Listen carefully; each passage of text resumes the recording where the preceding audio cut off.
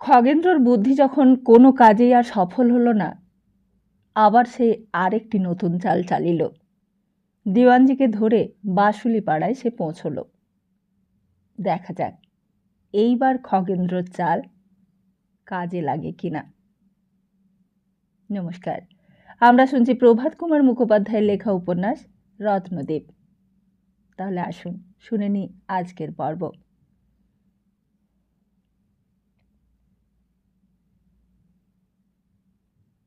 খগেন্দ্র যে সময় বাঁশুলিপাড়ায় পৌঁছিল তখন সন্ধ্যা হয়। বৈঠকখানা বাড়িতে যে কক্ষে পূর্বে সে বাস করিয়া গিয়াছে সেইখানেই নিজের জিনিসপত্র রাখিল। একজন ভৃত্য তাহার হস্তপদাদি ধৌত করিবার জন্য জল আনিয়া দিল। অন্তঃপুর হইতে থালায় করিয়া জলযোগের উপকরণ আসিল। আহারাদি করিয়া খগেন্দ্র কাছারির বারান্দায় একখানি বেঞ্চিতে একাকী চুপ করিয়া বসিয়া রহিল। কনকের সঙ্গে একবার সাক্ষাৎ করিবার অত্যন্ত ইচ্ছা, কিন্তু কে বা অন্তঃপুরে সংবাদ দেয়, কে বা বন্দোবস্ত করে? দিয়ানজিও নাই। বাবুর সঙ্গে সাক্ষাৎ করিয়া নিজ বাটিতে প্রস্থান করিয়াছেন। শুনিল আজ আর তিনি আসিবেন না। কল্য প্রাতে আবার তাহার দর্শন পাওয়া যাইবে। একাকী বসিয়া বসিয়া খগেন্দ্রের বিরক্তি ধরিয়া গেল। উঠিয়া বারান্দায় পালচারি করিয়া বেড়াইতে লাগিল। আজ শুক্লা চতুর্দশী, কিন্তু আকাশে অল্প অল্প মেঘ থাকাতে জ্যোৎস্নাটি ম্লান দেখাইতেছিল। একবার ইচ্ছা হইল যাই, গ্রামের পথে পথে একটু বেড়াইয়া আসি। কিন্তু অধিকাংশ পথেরই দুই পার্শ্বে জঙ্গল, পল্লীগ্রামে সর্বভয়, তাই সেই কার্য কলিকাতাবাসী যুবকের সাহসে কুলাইল না। পদচারণা করিয়া শ্রান্ত হইয়া খগেন্দ্র আবার বেঞ্চিতে উপবেশন করিল। আপন মনে নানা প্রকার চিন্তা করিতে লাগিল। সুরবালার গঙ্গায় ভাসিয়া আসা বাগানে হঠাৎ ভবেন্দ্রকে দেখিয়া তাহার ভাব পরিবর্তন, আহারে উপবিষ্ট ভবেন্দ্রর পানে সেই রাত্রে সুরবালার একদৃষ্টে চাহিয়া থাকা, পরে কনকের সহিত তাহার কথোপকথন, কনকের পত্রে এই সমস্ত খগেন্দ্র অবগত হইয়াছিল। সকল কথায় বারংবার পর্যালোচনা করিয়া তাহার মনে স্থির বিশ্বাস জন্মিয়াছে সুরবালার ভাসিয়া আসাটা দৈবাধীন ঘটনা নহে, তথাকথিত ভবেন্দ্র ও তাহার মধ্যে চক্রান্তেরই অংশবিশেষ। ভবেন্দ্রের পরিচয় আবিষ্কার করা যদিও বা কঠিন হয়, সুরবালাকে তাহা ধরিতে পারিলেই ভবেন্দ্রর প্রকৃত ব্যাপার ধরা পড়িয়া যাইবে। কনকের সঙ্গে সাক্ষাৎ একবার বিশেষ আবশ্যক। তাহার কোনো সুযোগ না পাইয়া খগেন্দ্র ছটফট করিতে লাগিল। খগেন্দ্র যেখানে ছিল তাহার অল্প দূরেই কাছারি বাড়ি। সেইখানেই ২-৪ জন লোককে বসিয়া থাকতে দেখিল। ভাবিল এইখানে একাকী বসিয়া কি করিব, যাই উহাদের সঙ্গে গল্প গুজব করি। এইরূপে বৃথা কার্যে সন্ধ্যা কাটিয়া গেল। রাত্রি 10টার সময় কাছারি বাড়িতে আমলাদের সঙ্গে বসিয়া আহার করিয়া খগেন আবার বৈঠকখানায় ফিরিয়া আসিল। দেখিল ভৃত্যগণ কেহ সিঁড়িতে আলো জ্বালিতেছে, কেহ বা ব্যস্তভাবে ওপরে উঠিতেছে, কেহ বা নামিয়া আসিতেছে। খগেন্দ্র বুঝিল ওপরে বাবুর জন্য শয্যাদি প্রস্তুত হইতেছে। কিয়ৎক্ষণ পরেই লণ্ঠনধারী বরকন্দাজের পশ্চাৎ পশ্চাৎ অন্তঃপুরের দিক হইতে কে আসিতেছে দেখা গেল। ভৃত্যগণ বলাবলি করিয়া উঠিল, হুজুর আসিতেছেন। রাখাল বারান্দায় পৌঁছেতেই খগেন্দ্র সসম্ভ্রমে দাঁড়াইয়া উঠিল। নিকটে আসিলে মস্তক ঈষৎ অবনত করিয়া বাবুকে নমস্কার করিল। রাখাল বলিল, আপনি কে? বরকন্দাজ আলোটা একটু উচ্চ করিয়া ধরিল। রাখাল দেখিল এই ব্যক্তি অপূর্ব রূপলাবণ্যশালী। খগেন্দ্র নিজের নাম বলিল। রাখাল বিস্মিত দৃষ্টিতে তাহার মুখের পানে চাহিয়া বলিল, দেওয়ানজির সঙ্গে কলকাতা থেকে এসেছেন? আজ্ঞে হ্যাঁ। আমার ভগ্নী। রাখাল বাধা দিয়া বলিল, আমি জানি, তা আপনার আহারাদি হয়েছে? আজ্ঞে হ্যাঁ। ভৃত্যগণের পানে চাহিয়া বলিলেন, বাবুর বিছানা টিছানা করে দিয়েছিস?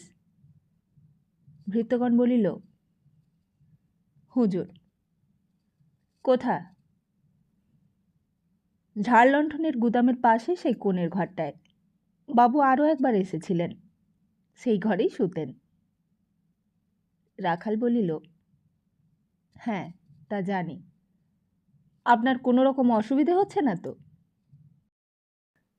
খগেন্দ্রকে উত্তর দিবার অবসর না দিয়াই রাখাল বরকন্দাজকে অগ্রসর হইতে ইঙ্গিত করিল, আর সঙ্গে সঙ্গে বলিল, চলুন দেখি বিছানা টিছানা কি করেছে। রাখালের এই ব্যবহারে খগেন্দ্র একেবারে অপ্রত্যাশিত। বাবুকে আসিতে দেখিয়া সে ভাবিয়াছিল তিনি নমস্কার প্রত্যপন্ন করিয়া বিনা বাক্যব্যয়ে সিঁড়ি দিয়া ওপরে উঠিয়া যাইবেন। বার্ষিক লাখ টাকা যাহার আয়, তিনি যাহাকে মাসিক 50 টাকা বেতনের স্কুলের মাস্টার বলিয়া জানেন, তাহার ভোজন ও বাসস্থানের সুবিধা অসুবিধার বিষয়ে অনুসন্ধিৎসু হইবেন, ইহা খগেন্দ্র কল্পনাই করে নাই। মুড়ের ন্যায় বাবুর পশ্চাতে পশ্চাতে গিয়া নির্দিষ্ট শয়নকক্ষের মধ্যে প্রবেশ করিল। রাখাল কক্ষখানির চতুর্দিকে মনোযোগের সহিত দৃষ্টিপাত করিল। শয্যার দিকে চাহিয়া বলিল, একটা পুরনো মশারি দিয়েছিস কেন? আর মশারি ছিল না? ভৃত্য বলিল, কাল বদলে দেব এখন। আর 1 কলসি জল রাখিসনি? এই গ্রীষ্মকাল রাত্রে যদি পিপাসা পায়, একটু জলের জন্য কাকে ডাকাডাকি করতে যাবেন? যা, 1 কলসি ভালো জল একটা গেলাস এনে এখানে রেখে দে। আর তক্তপোষখানা আর একটু সরিয়ে ওই দিকে করে দিলে 2 দিকে 2টো জানালায় হাওয়া পেতেন। যে গরম! ভৃত্যগণ তৎক্ষণাৎ তক্তপোষ সরাইয়া দিল। 2-3 হস্তের ব্যবধানে মাথার কাছে এবং পার্শ্বের একটা লোহার গরাদে যুক্ত বড় জানালা পড়িল। দেখিয়া শুনিয়া রাখাল বলিল, এইবার বিশ্রাম করুন, অনেক রাত্রি হয়েছে। বলিয়াই সে প্রস্থান করিল। বাবু চলিয়া গেলে খগেন্দ্র অনেকক্ষণ মাথায় হাত দিয়া শয্যা প্রান্তে বসিয়া রহিল। ভাবিতে লাগিল, বাবু এইরকম ব্যবহার করিলেন কেন? তাহার মনে কোনো গূঢ় অভিসন্ধি নাই তো? তিনি আমার গোপন অভিপ্রায়টি কোনো সূত্রে অনুমান করিয়াছেন কি? আমার পরিচয় জিজ্ঞাসা করিলেন। অর্ধেক কথা আমি বলিতে না বলিতেই তিনি বলিলেন, জানি। আমি পূর্বে আসিয়া যে এই কক্ষে শয়ন করিয়াছিলাম, ভৃত্য তাহা ইঙ্গিত করিবা মাত্রই আবার বলিলেন, জানি। এত বড় একটা জমিদারের বৈঠকখানা বাড়ি, নিত্য কত লোক আসিতেছে যাইতেছে, কোন ঘরে কে শয়ন করিল তাহার সংবাদ রাখা বাবুর পক্ষে একটু অস্বাভাবিক নহে কি? যদি বাবু কিছু সন্দেহও করিয়া থাকেন, তাহা হইলে আমাকে তো সহজে ছাড়িবেন না, হয় আমার প্রাণহানি পর্যন্ত করিতে পারেন। খগেন সেই মানুষের সমান খোলা জানালা দুটির পানে চাহিয়া দেখিল। মেঘ কাটিয়া গিয়া জ্যোৎস্না টকটক করিতেছে। একদিকে জানালার বাহিরে পতিত জমি, কতকগুলা আগাছা জন্মিয়াছে। অল্প দূরে গোটা 2-3 বাঁশঝাড়। বাতাসে বংশপত্রগুলার পরস্পর সম্মাতে চিটপিট শব্দ উত্থিত হইতেছে। অপর দিকের জানালাটির বাহিরে 4-5 হাত অন্তরেই জঙ্গল। কতগুলো গ্রাব্য ভ্যারেন্ডা ও শ্যাওড়া গাছ ঘেঁষাঘেঁষি করিয়া দাঁড়াইয়া রহিয়াছে। তাহার পশ্চাতে উচ্চতর বৃক্ষ। অল্প আলোকে ভালো চেনা যাইতেছে না। সেই দিকটা হইতেই ঝিঁঝি পোকার অবিশ্রান্ত শব্দ শোনা যাইতেছে। একটা কিরকম গন্ধও সেই দিক হইতে আসিতেছে। খগেন্দ্র পল্লীবাসী হইলে বুঝিতে পারিত তাহা ঘেঁটু ফুলের গন্ধ। সেদিকটায় চাহিয়া খগেনের মনে একটু একটু ভয় হইতে লাগিল। ভাবিল, আচ্ছা, ধরো অনেক রাত্রি আমি ঘুমাইয়া আছি, ওই জঙ্গল হইতে বাবুর বেতনভোগী, মাথায় ঝাঁকড়া চুল, সন্ডা মার্কা একজন বাঙ্গি কিংবা দুলে যদি সরকি হাতে করিয়া বাহির হইয়া আসে, এই খোলা জানালার গড়াদের ভেতর দিয়া সরকি চালাইয়া আমার মস্তকের মধ্যে প্রবেশ করাইয়া দেয়। ভাবিতেই খগেন্দ্রের সর্বাঙ্গ শিহরিয়া উঠিল। একাকী সেই গভীর রাত্রে তাহার পাপ মনে সন্দেহ ক্রমেই বৃদ্ধি হইতে লাগিল। ভাবিল ভুবন ফটোগ্রাফওয়ালা আসিয়া নিষেধ সত্ত্বেও কোনো কথা প্রকাশ করে নাই তো? হয়তোবা দেওয়ানজি আসিয়া বাবুর কাছে গল্প করিয়াছেন। তোমার সম্বন্ধে অনেক খুঁটিনাটি কথা খগেন্দ্র আমায় জিজ্ঞাসা করিতেছিল। তবে তো আর রক্ষা নাই, নিশ্চয়ই আমাকে গোপনে হত্যা করিবার বন্দোবস্ত হইয়াছে। আমার শয়নের কি ব্যবস্থা হইয়াছে কেবলমাত্র তাহাই দেখিবার জন্য আমার অসুবিধা নিবারণের জন্য বাবু আসেন নাই। শুধু আমার গায়ে বাতাস লাগিবে বলিয়াই তক্তপোষ সরাইবার ব্যবস্থা করেন নাই। জানালার কাছে হইলে সরকি চালাইবার সুবিধা হইবে, এটাই তাহার অভিসন্ধি। ভয়ে উৎকণ্ঠায় খগেন্দ্রের গাত্রময় ঝরঝর করিয়া ঘর্ম বহিতে লাগিল।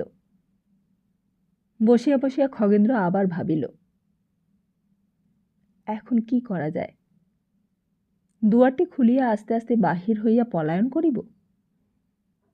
আবার মনে হইল, যদি ইহারা আমায় খুন করিবার মতলবি করিয়া থাকে তবে তো নিশ্চয়ই পাহারা আছে। পলাইতেছি দেখিলেই লাঠির ঘায়ে আমার মাথা ভাঙিয়া ফেলিবে। যদি পলাইতেই হয় তবে সে বরং করল দিবাভাগেই যাওয়া ভালো। ভাবিয়া চিন্তিয়া খগেন্দ্র উঠিয়া জানালা দুইটি বেশ করিয়া বন্ধ করিয়া দিল। বাতি ধরিয়া দেখিল জানালার কপাটগুলি মজবুত শাল কাষ্ঠের নির্মিত, কবচা ছিটকিনি প্রভৃতিও হালকা নহে। বদ্ধ দ্বারের নিকটে আলোক লইয়া গিয়া দেখিল দ্বার ও অর্গলটাও জানালারই মতো সুদৃঢ়। হঠাৎ বাহির হইতে কেউ ভাঙিতে পারিবে না।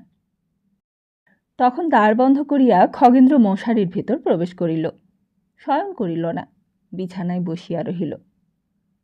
আবদ্ধ ঘরে জ্যৈষ্ঠ মাসের গুমটে হঠাৎ নিদ্রা আসিবারও কোনো সম্ভাবনা ছিল না।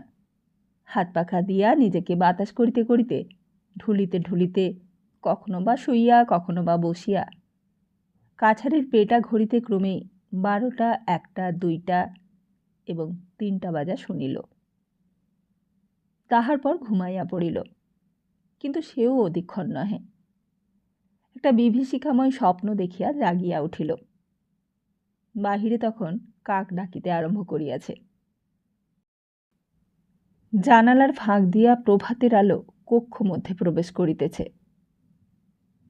বেলা 7টার সময় দেওয়ানজি আসিলেন। খগেন তাহার নিকট ভগ্নীর সহিত সাক্ষাৎ করিবার বাসনা জানাইল। দেওয়ানজি বলিলেন, আচ্ছা, আমি বন্দোবস্ত করিয়া দিতেছি। ঘণ্টাখানেক পরে অন্তঃপুরে ঝি আসিয়া খগেন্দ্রকে লইয়া গেল। একটি কক্ষে প্রবেশ করিয়া দেখিল একখানি চেয়ার রহিয়াছে। তাহারই নিকটে কনক সহাস্য বদনে দাঁড়াইয়া আছে। এই যে, আসুন বলিয়াই কনক তাহাকে সস্মিত বদনে অভিবাদন করিল। পৌঁছিয়া দিয়াই ঝি চলিয়া গেল। খগেন কাছে গিয়া মৃদুস্বরে বলিল, গৃহস্থ বাড়িতে থেকে থেকে অভিনয়টা করা ভুলে গেলে নাকি? কনক অল্প হাসিয়া বলিল, কেন? আমি তোমার দাদা, গুরুজন, পূজনীয় ব্যক্তি। কতদিন পর এসেছি, আমায় তো প্রণাম করলে না। ঝি কি মনে করলে? কনক হাসিয়া বলিল, ঝি মনে করলে কলকাতার লোকেদের কেতাই বুঝি এই রকম। গুরুলঘু জ্ঞান ক্রমেই তাদের লুপ্ত হয়ে যাচ্ছে। বসুন। এই বলিয়াই চেয়ারখানি দেখাইয়া দিল। নিকটে শতরঞ্জ মোড়া এক তক্তপোষ ছিল। তাহারই প্রান্তে কনক উপবেশন করিয়া বলিল, আমাকে আর কতদিন এখানে রাখবেন? আমার প্রাণ যে হাঁপিয়ে উঠছে। কেন? এখানে তোমার কিছু কষ্ট হচ্ছে? কনক মুক্তদ্বারের পানে নিমেষের জন্য চাহিয়া অভিনয়ের ভঙ্গিতে বলিল, স্বাধীনতাহীনতায় কে বাঁচিতে চায় রে, কে বাঁচিতে চায়? খগেন চকিতভাবে দ্বারের পানে চাহিয়া তাড়াতাড়ি বলিল, হয়েছে হয়েছে, তুমি অভিনয় ভোলনি, এখনো বেশ পারো। কনক বাইজির অনুকরণে সেলাম করিয়া বলিল, ওস্তাদজি, আপই কা কুদরত। পরস্পরের শারীরিক স্বাস্থ্য সম্বন্ধে 2-4টা বচন বিনিময়ের পর খগেন্দ্র কিয়ৎক্ষণ নীরব রহিল। কনক বলিল, ভাবছেন কি? না, কিছুই ভাবিনি। তোমাদের বউরানীর কি খবর বলো? বউরানী তো মশগুল হয়ে রয়েছেন। কীরকম? কীরকম আবার? নতুন প্রেমে পড়লে যেরকম হয়। তবে যে শুনলাম ওদের দেখাশুনো নেই। রাত্রে নেই, দিনে তো আছে। 2-3 দিন থেকেই তো দেখছি, বিকেল থেকে সন্ধ্যের পর পর্যন্ত অন্দরের বাগানে চাঁদের আলোয় দুইজনে পায়চারি করে বেড়ান। খগেন বলিল, তাতে দোষ কি? না, দোষ নেই, তবে আপনি বড় আশাটা করেছিলেন কি না, হতাশ হলেন। হতাশের আক্ষেপ টাক্ষেপ একটা কিছু লিখে ফেলুন। বলিয়াই অভিনয় সুরে ঊর্ধ্বমুখী হইয়া বলিল, ওরে দুষ্ট দেশাচার, কি করিলি খগেন দাদার? কার ধন কারে দিলি তাহার সে হলো না। আবার কৃত্রিম দুঃখে মুখখানি অবনত করিয়া অঞ্চল প্রান্ত চক্ষে দিয়া কাল্পনিক অশ্রু মুছিতে লাগিল। খগেন্দ্র বলিল, এখন অভিনয় থাক, কাজের কথা বলো। এ লোকটা কে? কিছু সন্ধান পেলে? কি করে পাবো? আমি কি ডিটেকটিভ? তা আগে কোথায় থাকতো এইসব কিছুই শোনোনি? ওই পশ্চিমের কোন এক মঠের মহন্ত ছিল। সে মঠের নাম কি? কোথায় সেই মঠ? কি করে জানবো বলুন? বউরানীর সঙ্গে এত গল্প হয়, নিশ্চয়ই এতদিনে বলেছে। বউরানীর কাছ থেকে কথায় কথায় জেনে নিতে পারো না? মঠের মহান্ত ছিল এ কথাই বা তুমি জানলে কি করে? কাশি থেকে উনি দেওয়ানজিকে প্রথম যে চিঠিটা লিখেছিলেন তাতেই ছিল।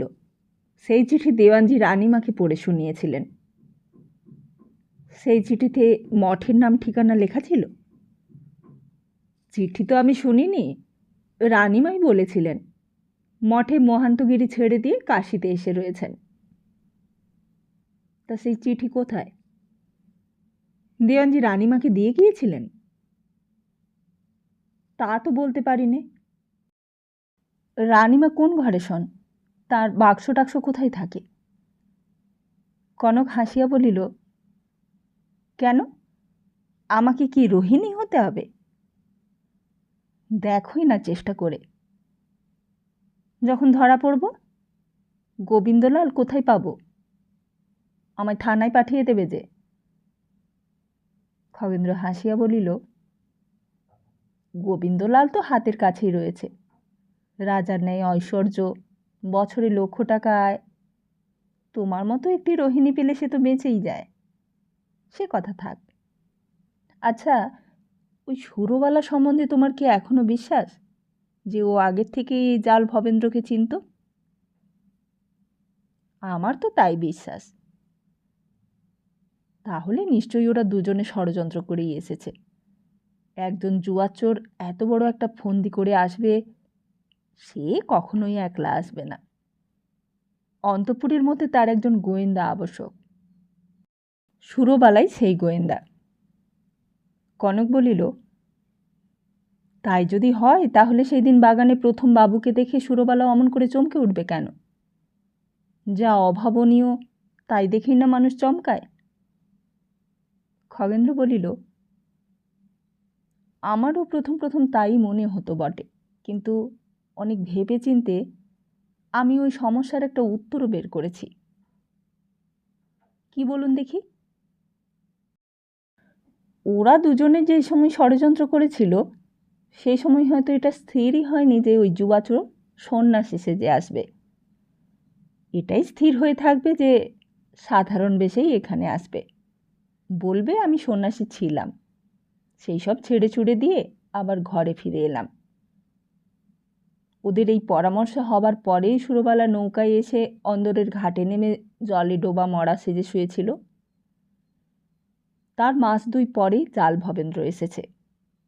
সুরবালার সঙ্গে ছাড়াছাড়ি হবার পর হয়তো সে মনে করেছে এখন সন্ন্যাসী বেশি যাওয়াটাই ভালো। মাস 6 এখন জপ তপ ব্রহ্মচার্য বুজরুকি দেখালে কেউ আর কোনো সন্দেহই করবে না। সুরবালা যে চমকে উঠেছিল সেটা জাল ভবেন্দ্রকে দেখে নয়, তার সন্ন্যাসী বেশ দেখে। খগেনের কথা শেষ হইলেই কনক 2 মিনিট কাল গালে হাত দিয়া বসিয়া ভাবিল। শেষে বলিল, ঠিকই বলেছেন খগেনবাবু।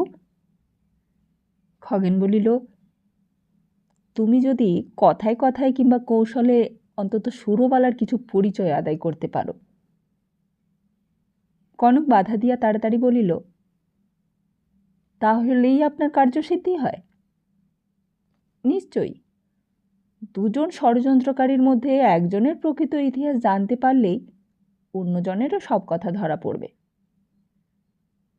উত্তেজিত স্বরে কনক বলিল, তা যদি হয় তবে তো তাহলে আমি আপনাকে সাহায্য করতেই পারি। খগেনও উত্তেজিত হইয়া বলিল, পারো?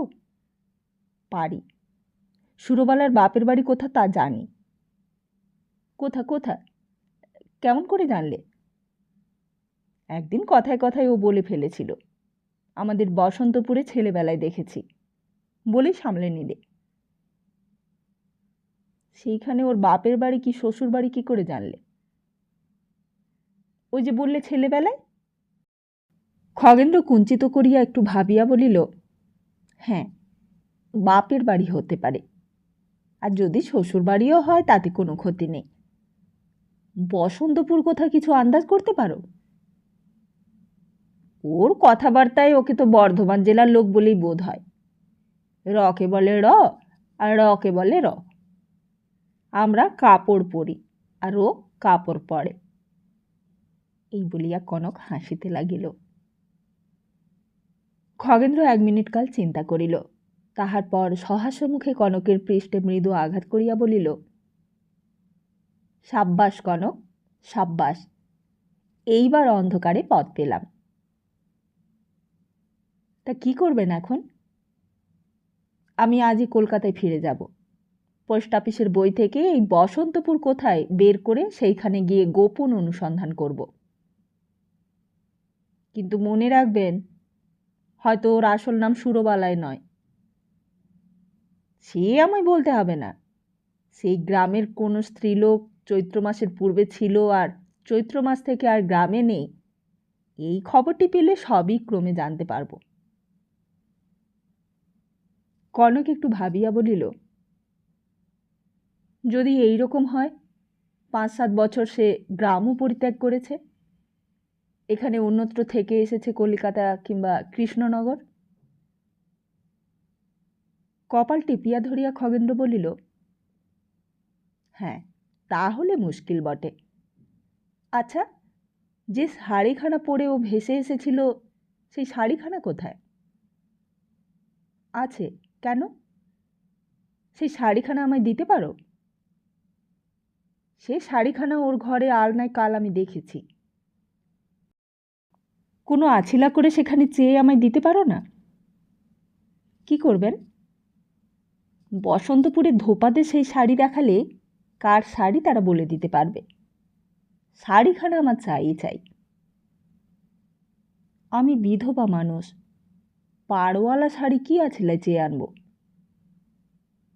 আচ্ছা, একবার এনে আমায় শুধু দেখাও। হ্যাঁ, তা অনায়াসে করতে পারি। বলিয়াই কনক উঠিয়া গেল।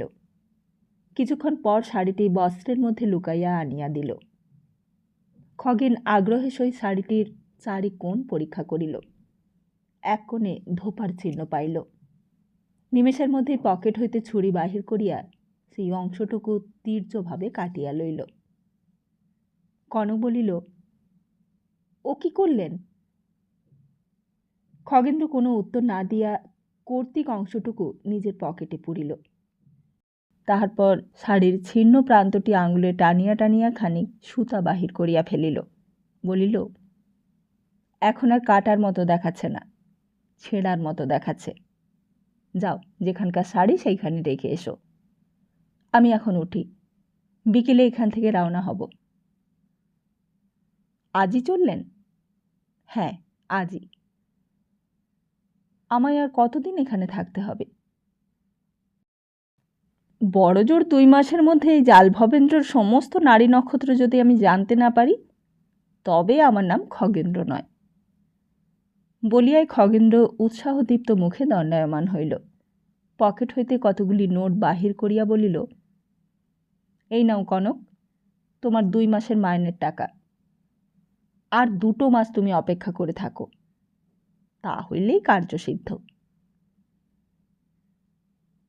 পরদিন কলকাতায় পৌঁছিয়া অনুসন্ধানে খগেন্দ্র আবিষ্কার করিল, বর্ধমান জেলায় একটা, ছাপড়া জেলায় একটা এবং পূর্ণিমা জেলায় একটা সর্বশুদ্ধ 3টা মাত্র বসন্তপুর আছে।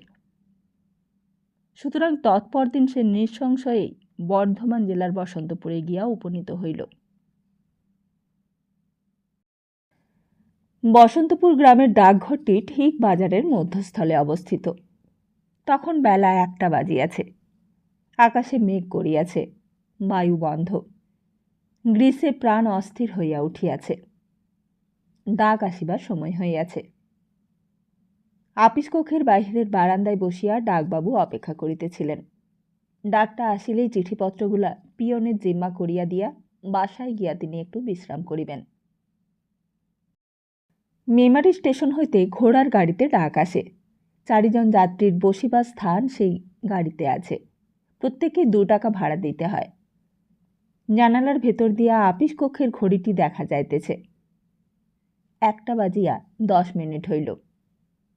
15 মিনিটও হইয়া গেল, তথাপি ডাক গাড়িখানির দেখা নাই।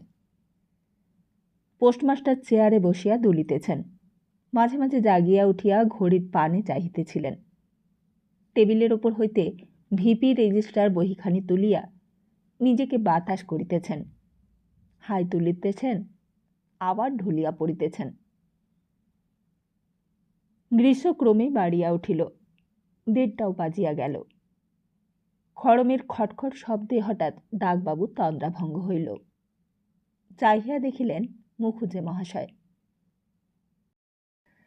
আজ শনিবার, বঙ্গবাসী আসিবার দিন।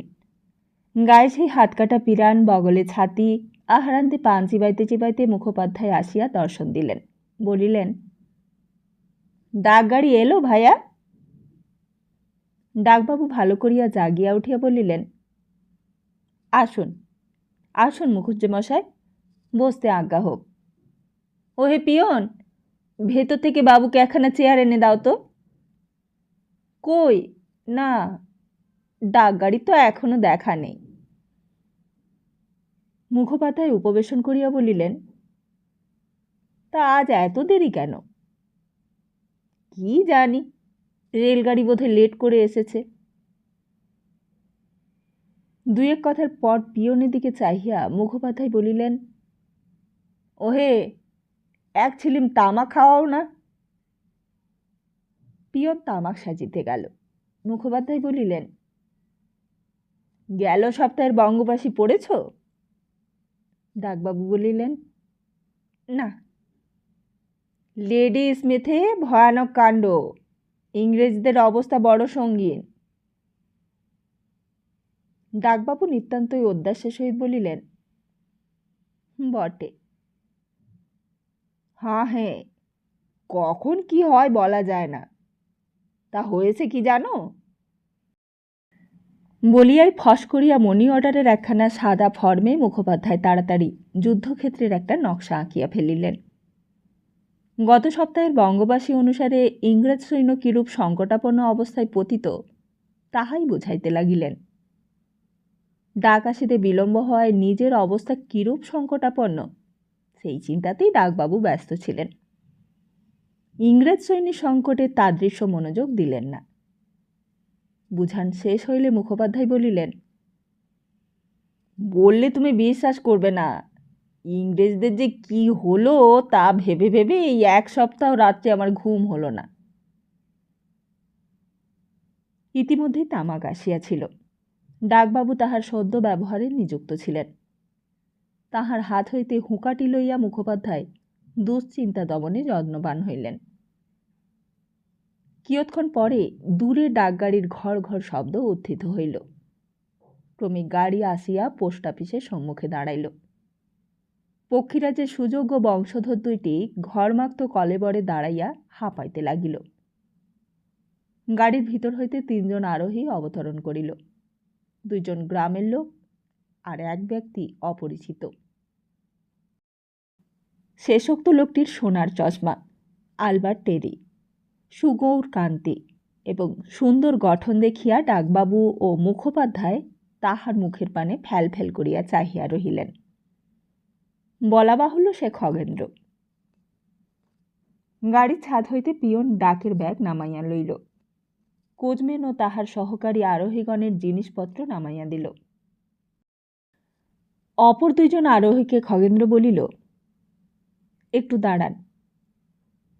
নিজের তোরঙ্গ খুলিয়া একতারা কাগজ বাহির করিল। তাহাদের হস্তে এক একখানি কাগজ দিয়া বলিল, এই বইখানি বেরোচ্ছে, ভারী ভালো বই। বিজ্ঞাপনটি অনুগ্রহ করে পড়ে দেখবেন। তাহার পর ডাকঘরের বারান্দায় উঠিয়া বিনীতভাবে শিরোনমন করিয়া বলিল, মশায়। সঙ্গে সঙ্গে ডাকবাবুকে একখানি এবং মুখোপাধ্যায়কে একখানি সেই বিজ্ঞাপন দিল। একখানি টুল সেখানে ছিল। বিনা আহ্বানেই তাহার ওপর বসিয়া পড়িল। হাত কাটা পিরানের বুক পকেটে চশমার খোল অনুসন্ধান করিতে করিতে মুখোপাধ্যায় বলিলেন, মশায়ের নাম? আমার নাম শ্রী খগেন্দ্রনাথ বন্দ্যোপাধ্যায়। নিবাস? কলকাতা।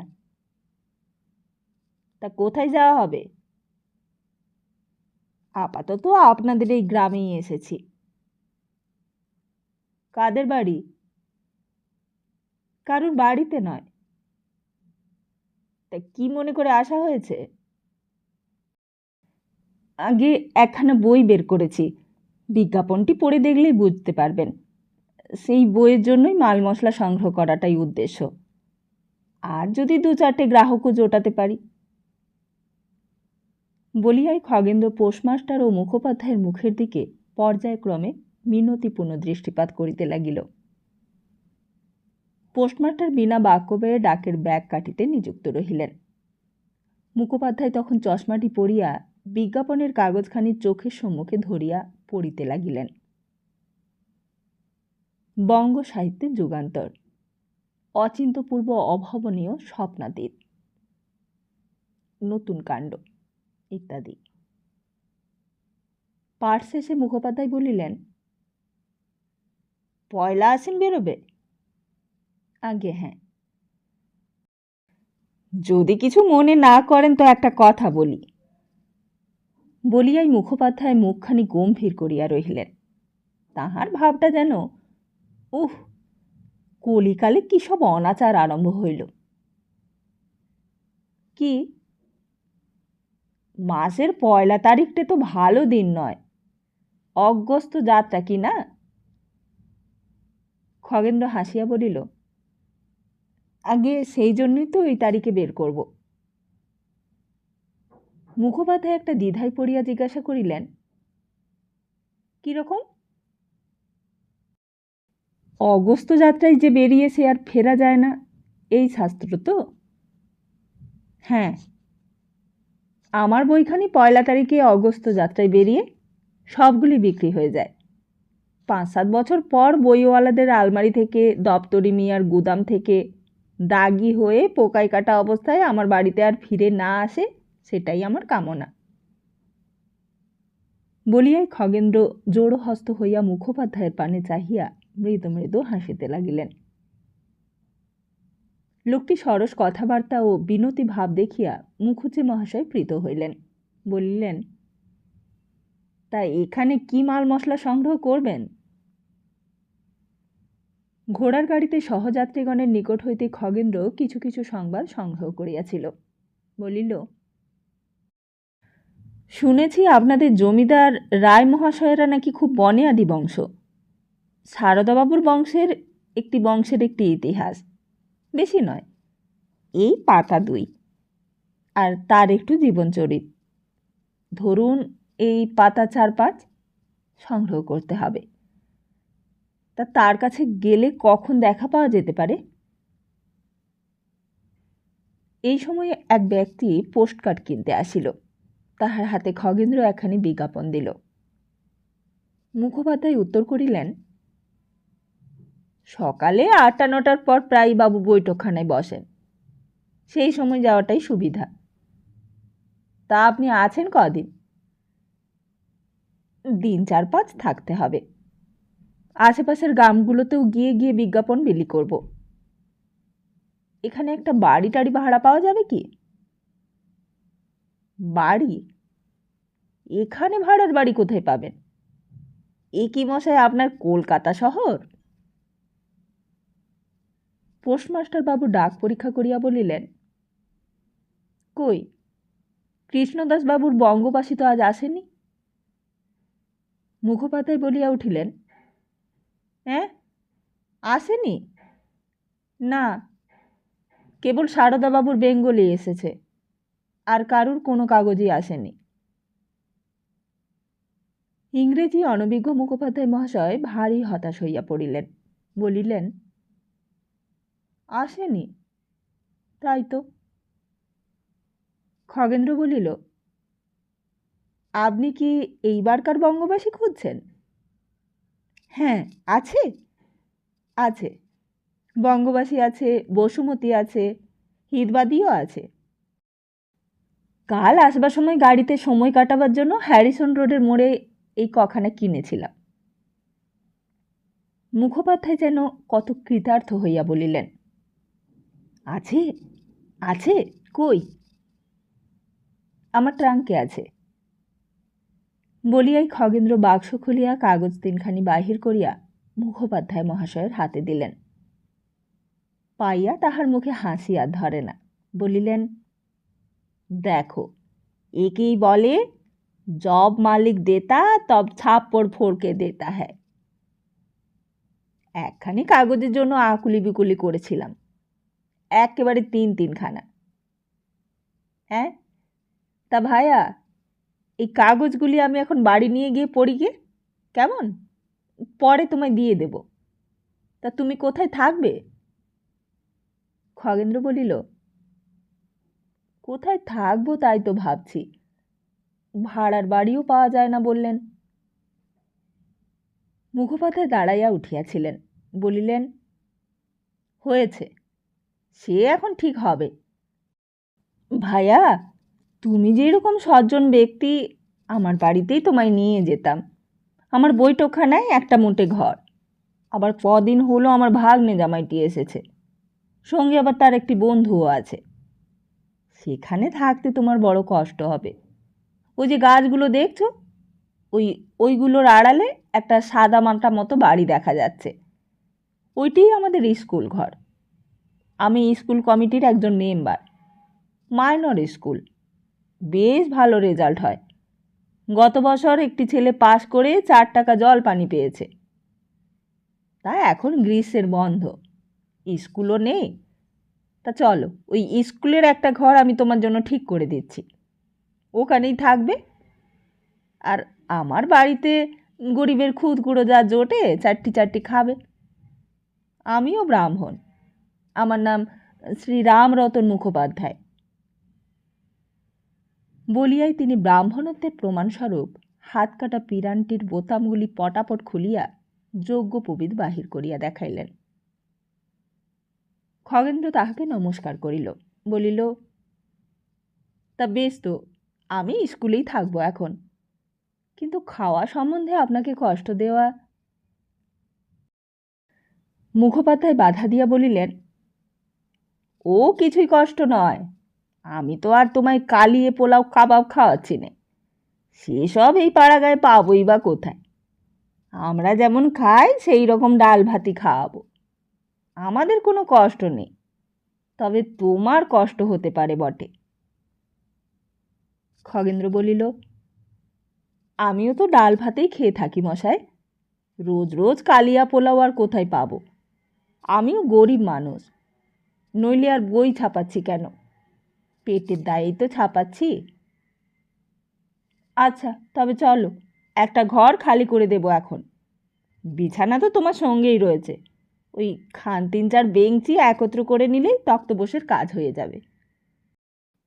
স্কুলে দারোয়ান আছে, যেতে কৈবর্ত, তোমার জলটা আটটা এনে দিতে পারবে। আমার বাড়িও বেশি দূরে নয়, এসো। একজন লোক ডাকিয়া বাক্স বিছানা তাহার মাথায় দিয়া খগেন্দ্রকে লইয়া মুখুজ্জে মহাশয় অগ্রগতি হইলেন। পথে যাইতে যাইতে ভদ্র বেশধারী যাহাকে দেখিল, তাহাকেই খগেন্দ্র একখানি করিয়া বিজ্ঞাপন বিলি করিল। স্কুল ঘরে পৌঁছিয়া সমস্তই ঠিকঠাক করিয়া দিয়া মুখোপাধ্যায় বলিলেন,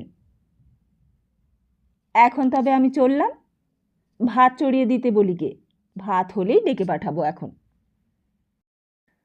খগেন্দ্র বলিল, অসময়ে এখন সে আর ভাত খাইবে না, একেবারে রাত্রে যথাসময়ে আহার করিবে।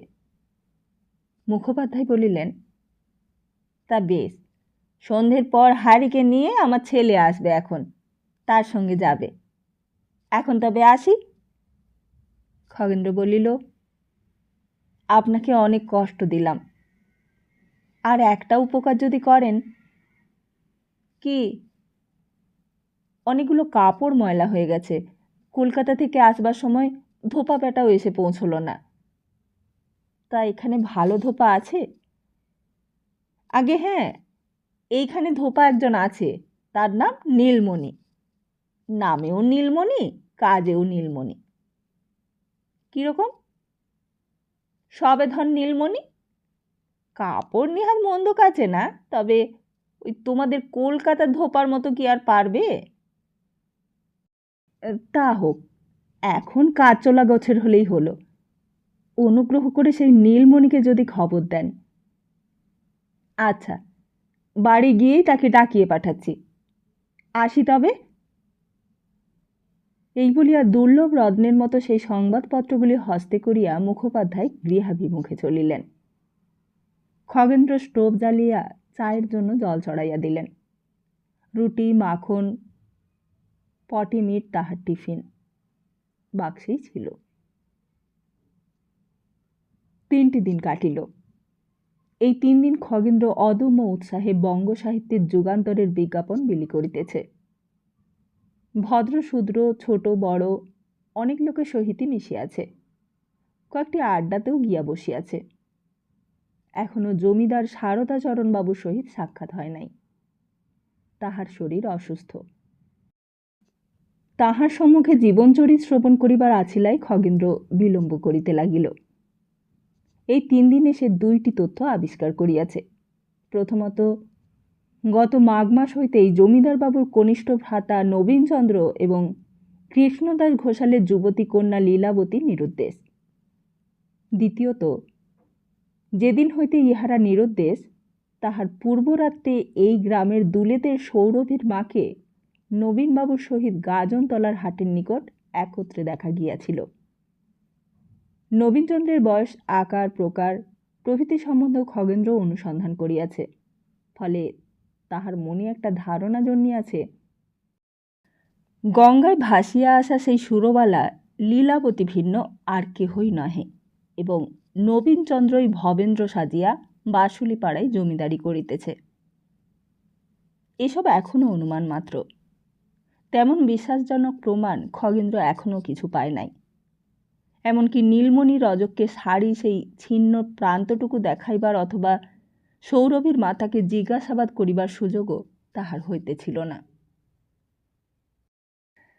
এই কয়দিন মুখোপাধ্যায় মহাশয়ের গৃহেই খগেন্দ্র দিবাভাগে আহার করিয়াছিল। রাত্রে দোকান হইতে গরম গরম লুচি এবং আলু বেগুন ভাজাইয়া আনিয়া তাহাই খাইত। এই সপ্তাহের বঙ্গবাসী, সঞ্জীবনী, হিতবাদী ও বসুমতী এই 4খানি সংবাদপত্র বাহির হইবা মাত্রই পাঠাইয়া দিবার জন্য খগেন্দ্র কলিকাতায় পত্র লিখিয়া দিয়াছে। মুখোপাধ্যায়ও দিবস গণনা করিতেছেন। চতুর্থ দিন দ্বিপ্রহরে আহারাদি করিয়া খগেন্দ্র পোস্ট অফিসে গেল। কলিকাতা হইতে আরেক প্যাকেট বিজ্ঞাপন ছাপিয়া আসিবার কথা ছিল। ডাকবাবু সেইমাত্র আহার করিয়া পান চিবাইতে চিবাইতে বাহির হইয়া আসিতেছিলেন। ডাকগাড়ি আসিবার এখনো বিলম্ব আছে। দুইজনে বসিয়া গল্প গুজব করিতে লাগিলেন। ইতিমধ্যেই গাজনতলা থানার দারোগাবাবু আসিয়া উপস্থিত হইলেন। দারোগাবাবু যে, আসুন আসুন। ওরে, আপিসের ভেতর থেকে বড় চেয়ারখানা বের করে আন। বলিতে বলিতে ডাকবাবু দাঁড়াইয়া উঠিলেন। একজন রানার গিয়া ঘোড়ার লাগাম ধরিল। দারোগাবাবু নামিয়া আসিলেন। খগেন্দ্র দেখিল দারোগাবাবুটির বয়স অল্প, ৪৪ অধিক হইবে না। সরকারি খাকি পোশাকটার জন্যই একটু ভীষণ দেখাইতেছে, নতুবা হাস্যবদন প্রিয়দর্শন যুবক। ডাকবাবু বলিলেন, তা এখন আসছেন কোথা থেকে? নিকটে একটা গ্রামে গিয়েছিলাম, একটা তদন্ত ছিল। বলিয়াই খাকি পোশাকের পকেট হইতে রুমাল বাহির করিয়া দারোগাবাবুর ললাট হস্তদ্বয় হইতে ঘর্মজল অপনোদন করিতে লাগিলেন। আহারাদি এখনো হয়নি বোধ হয়। না। তা এখানে স্নান টান করুন না, 4টা ভাত চড়িয়ে দিতে বলি। দারোগাবাবু বিনীত হাস্যের সহিত বলিলেন, না না, সেসবে কাজ নেই, বড় তেষ্টা পেয়েছে, 1 গ্লাস ঠান্ডা জল যদি আনিয়ে দেন। জল? কেন? তার চেয়ে খানিকটা শরবত, বেশ করে নেবু দিয়ে। আবার অত কষ্ট করবেন কেন? কিচ্ছু কষ্ট না, আমি বাড়িতে গিয়ে বলে আসি। খগেনবাবু, ততক্ষণে আপনি দারোগাবাবুর সঙ্গে আলাপ করুন। বলিয়াই ডাকবাবু অদৃশ্য হইলেন। দারোগাবাবু খগেনের দিকে চেয়ারখানি ফিরাইয়া বলিলেন, তা আপনার পুরো নাম কি? খগেন্দ্র নাম বলিল। দারোগাবাবু বলিলেন, আমার নাম শ্রী অবনীমোহন মিত্র। আপনাকে তো কখনো দেখিনি। আমি আর 4 দিন মাত্রই এখানে এসেছি। আপনি কতদিন আছেন? আমি 2 বছর হলো। প্রথম দারোগাগিরিতে পাকা হয়েই এখানে এসেছি। এই প্রকার কথোপকথন হইতে হইতে ডাকবাবু ফিরিয়া আসিলেন। বলিলেন, শরবত করে আনছেন। খগেন্দ্রবাবুর সঙ্গে আলাপ হলো? দিন না খগেন্দ্রবাবু, আপনার একখানা বিজ্ঞাপন দারোগাবাবুকে দিন। ইনি সেকালের মুখ্য দারোগা নন, নব্যতন্ত্রের দারোগা, রীতিমতো লেখাপড়া জানা দারোগা, বিএ ফেল। খগেন্দ্র বলিল, বিজ্ঞাপন আর নেই, আজ ডাকে আসবার কথা আছে। দারোগাবাবু জিজ্ঞাসা করিলেন, কি বিজ্ঞাপন মশাই? ডাকবাবু বলিলেন, উনি যে একখানা বই ছাপাচ্ছেন। দারোগা বলিলেন, কি? আপনি গ্রন্থকার? কাব্য না উপন্যাস? খগেন্দ্র হাসিয়া বলিল, কাব্যও নয় উপন্যাসও নয়, বরং কতকটা ইতিহাসের ধরনের, বঙ্গীয় জমিদার চরিতমালা। পোস্টমাস্টারের ভৃত্য একটি গেলাসে লেবু শরবত আনিয়া দাঁড়াইল। দারোগাবাবু তাহা পান করিয়া সুস্থ হইয়া বলিলেন, আহ। খগেন্দ্র পকেট হইতে নিজের পানের ডিবাটি বাহির করিয়া খুলিয়া দারোগাবাবুর সম্মুখে ধরিল। দারোগা বলিল, থ্যাঙ্কস, আমি পান খাইনি। খগেন্দ্র বলিল, সে কি মশাই, পান খান না কিরকম? পান খাওয়াই তো হলো পুলিশের প্রধান কার্য। ডাকবাবু হাসিয়া বলিলেন, না না, আমাদের দারোগাবাবু এই পানও খান না আর সেই সব পান টানও খান না। গভর্নমেন্ট এইসব লেখাপড়া জানা ভদ্রলোকদের পুলিশে ঢুকিয়ে ডিপার্টমেন্টটাকেই মাটি করে ফেললে। বলিয়াই তিনি হা হা করিয়া হাসিতে লাগিলেন। একটু থামিয়া বলিলেন, কে একজন পয়সা কড়ির অভাবে কোন দারোগাকে পান খাবার জন্য একটি বাছুর দিয়েছিলেন না? দারোগাবাবু বলিলেন, হ্যাঁ, সে একটা পুরনো গল্প আছে বটে। এমন সময় ডাকগাড়িখানি আসিল। খগেন্দ্রের নামে একতারা বিজ্ঞাপন ছাপিয়া আসিয়াছিল। প্যাকেট খুলিয়া খগেন্দ্র দারোগাবাবুকে একখানি দিল। দারোগাবাবু সেইখানি মনোযোগের সহিত পাঠ করিয়া একটু খুঁটিনাটিভাবে খগেন্দ্রর পরিচয় জিজ্ঞাসা করিতে লাগিলেন। এইখানে কতদিন আসা হইয়াছে, আর কতদিন থাকা হইবে, এই কয়দিন কাজ কতদূর অগ্রসর হইল, ইত্যাদি ইত্যাদি। প্রস্তাবিত পুস্তক সম্বন্ধেও অনেক কথা জিজ্ঞাসা করিলেন। অবশেষে বলিলেন, ইচ্ছা করেন তো খান কতক বিজ্ঞাপন আমাকেও দিতে পারেন।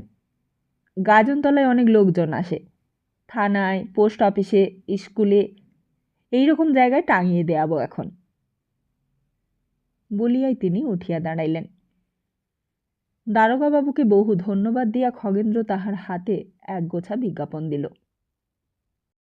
সেইগুলি পকেটে লইয়া পোস্টমাস্টারকে অভিবাদান্তর তিনি ঘোড়া ছুটাইয়া দিলেন।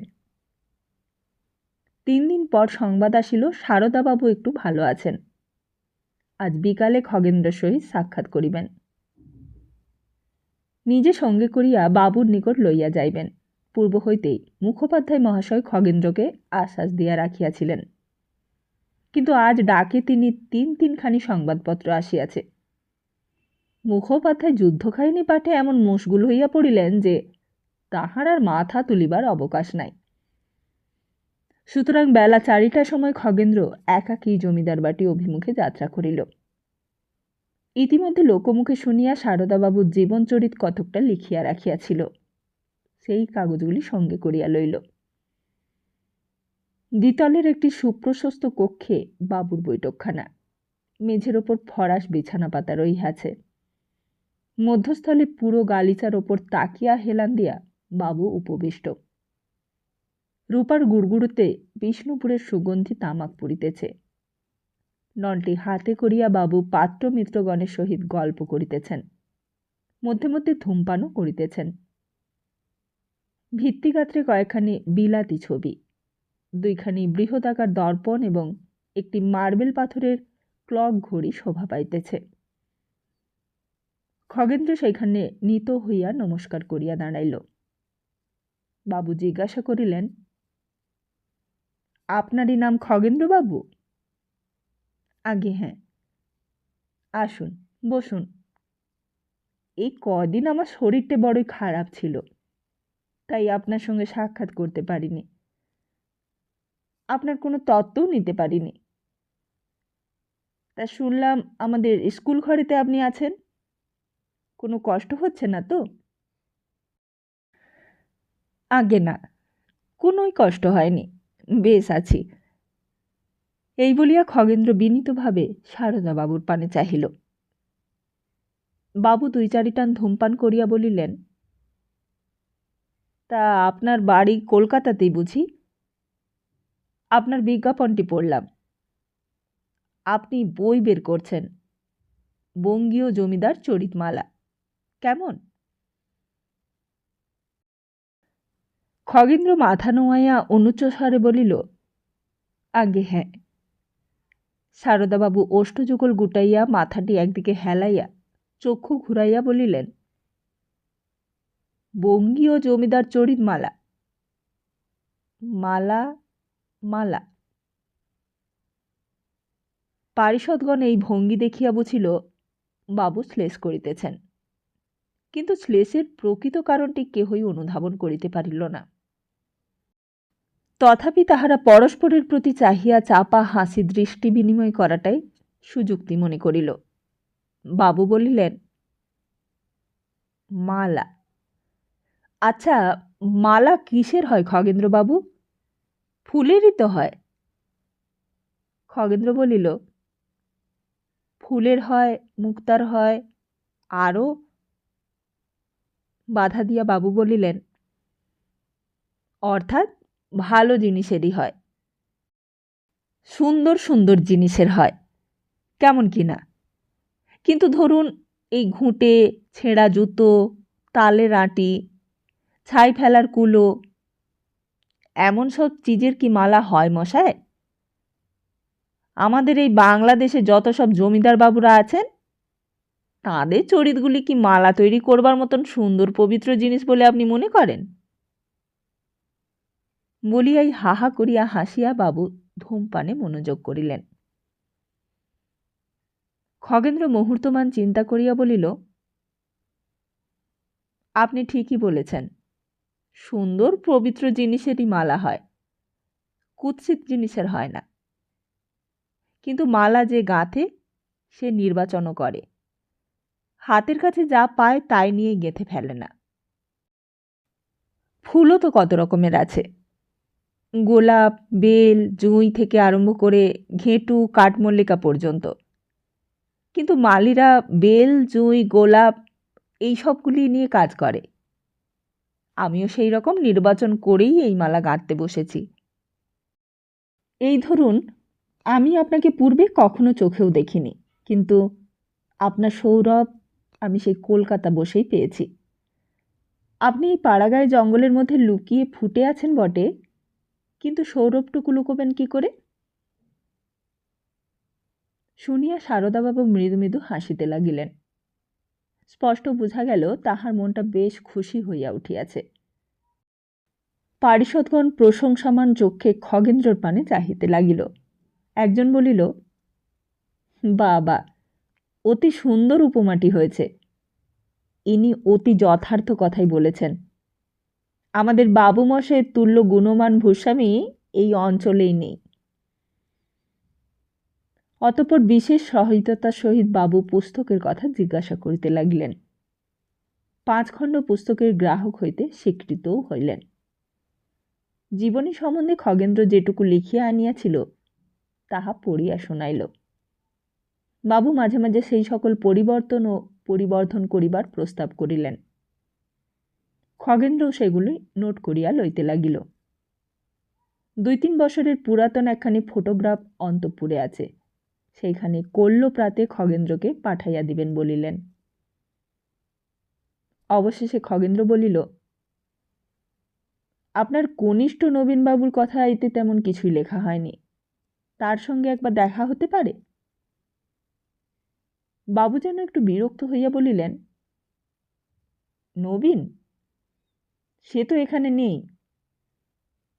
তিনি কোথায়? কলকাতায়। কলকাতা? তাহলে তো আমি নিজে গিয়েই তার সঙ্গে দেখা করতে পারবো। তার ঠিকানাটা যদি অনুগ্রহ করে। বাবু বলিলেন, সেই দিন তার একখানা চিঠি এসেছিল, ওই কি একটা ঠিকানা দিয়েছে, কি ঘোষের লেন লিখেছে, ভুলে যাচ্ছি। ওহে মাস্টার! অন্য কক্ষ হইতে এক ব্যক্তি আসিয়া দাঁড়াইল। সারদাবাবু বলিলেন, ওই ছোটবাবু এবার চিঠিতে যেই ঠিকানাটি লিখেছেন একটি কাগজে সেটি টুকে এই বাবুকে এনে দাও তো। কাগজখানি লইয়া খগেন্দ্র বলিল, ওদিকে তো আমি প্রায়ই যাই, কলকাতায় ফিরে গিয়ে তার সঙ্গে দেখা করব। কাল সকালে তাহলে মনে করে ফটোগ্রাফখানি পাঠিয়ে দেবেন। এখন তাহলে আসি, নমস্কার। এই বলিয়া খগেন্দ্র প্রস্থান করিল। বাসায় ফিরিয়া খগেন্দ্র বিমর্ষভাবে চিন্তা করিতে বসিয়া গেল। নবীনচন্দ্র কলিকাতায় রহিয়াছে, তবে তো খগেন্দ্র সকল অনুমানই মিথ্যা হইয়া যায়। সে জাল ভবেন্দ্র তবে কে? সুরবালাই বা কে?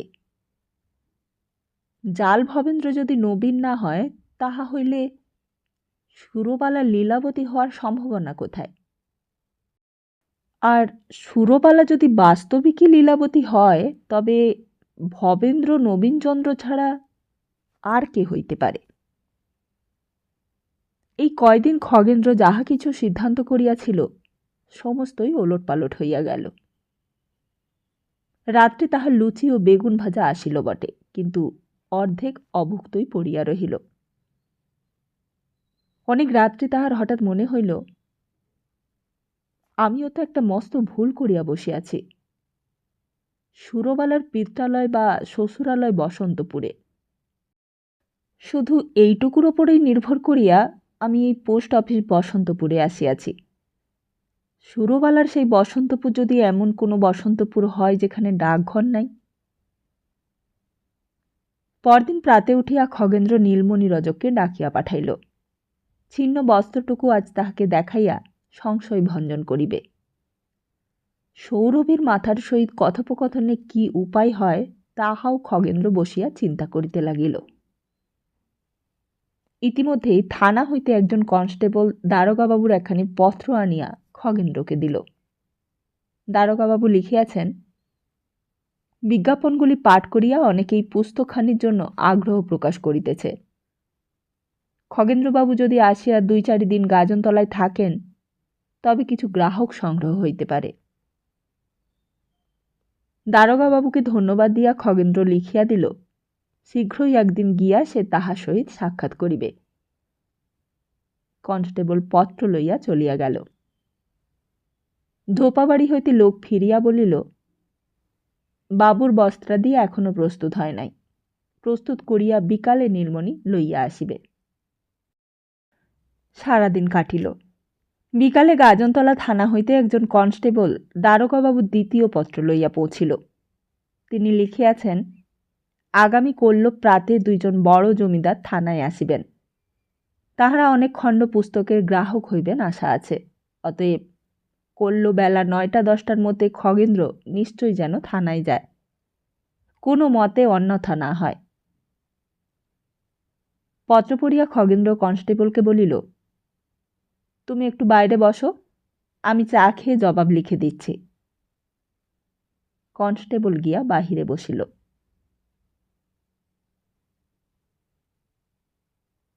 তাহলে আজকের মতো এখানেই শেষ করি। খুব তাড়াতাড়ি ফিরছি আগামী পর্ব নিয়ে। ততদিন ভালো থাকুন, সুস্থ থাকুন আর সবাইকে ভালো রাখুন। নমস্কার।